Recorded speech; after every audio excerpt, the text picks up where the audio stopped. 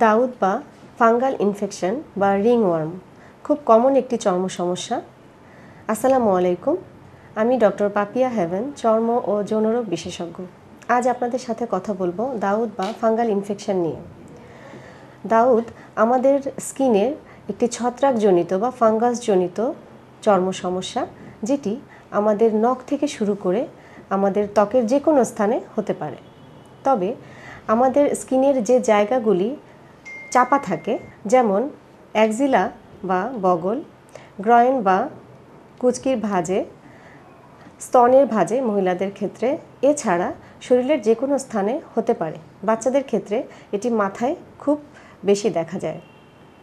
দাউদের ক্ষেত্রে যে লেশনটা আমরা দেখতে পাই, এটা গোলাকার হতে পারে, চক্রাকার হতে পারে, কালো, লাল বা ফ্যাকাশে আকৃতির, মাঝখানটা খুব ক্লিয়ার থাকে অথবা শুষ্ক একটি লেশন দেখতে পাই এবং চারপাশের বর্ডারটা থাকে খুবই ওয়েল ডিফাইন্ড এবং পরিষ্কার, এবং এই বর্ডারটা চারপাশ থেকে আস্তে আস্তে চারিদিকে ছড়িয়ে যেতে থাকে। খুব বেশি ছোঁয়াচে হওয়ায় এই রোগটি পরিবারের একজন যদি আক্রান্ত হয়, তাহলে আস্তে আস্তে প্রত্যেকে এই রোগে আক্রান্ত হয়। সাধারণত দাউদে আক্রান্ত ব্যক্তি লজ্জায় চিকিৎসকের কাছে যেতে ভয় পান। ফলাফল হিসেবে পাড়ার দোকান থেকে অথবা ফেরিওয়ালার কাছ থেকে ক্ষতিকর মলম লাগিয়ে দিনের পর দিন ব্যবহার করছেন। এছাড়া অনিয়মিতভাবে বিভিন্ন রকম অ্যান্টিবায়োটিক খাচ্ছেন।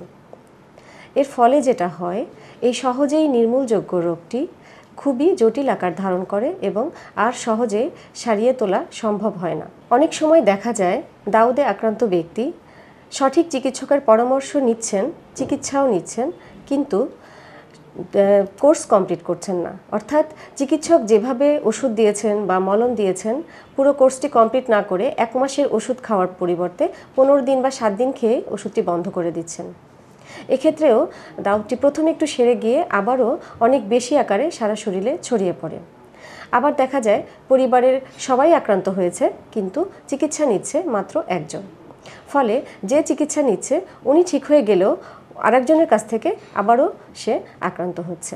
আবার অনেক সময় আমরা দেখতে পাই দাউদে আক্রান্ত ব্যক্তি স্টেরয়েড বা স্টেরয়েড মিক্সড মলম ব্যবহার করছে, ফলে সাময়িকভাবে এটি দমে থাকলেও এটি পরবর্তীতে আরও বেশি চারিদিকে ছড়িয়ে রিইনফেকশন হচ্ছে। সাধারণত দাউদে ইনফেকশন ব্যক্তিকে আমরা দেখেই ডায়াগনোসিস করতে পারি। এছাড়াও আমরা কমপ্লিকেটেড কেসের ক্ষেত্রে স্কিন স্ক্র্যাপিং ফর ফাঙ্গাস এই পরীক্ষাটির মাধ্যমে মাইক্রোস্কোপের নিচে ফাঙ্গাস দেখে কনফার্ম হই।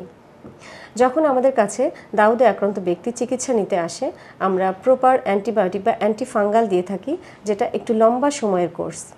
এর পাশাপাশি মলম দিতে হয় এবং সাবান ব্যবহার করা আমরা নিষেধ করে থাকি।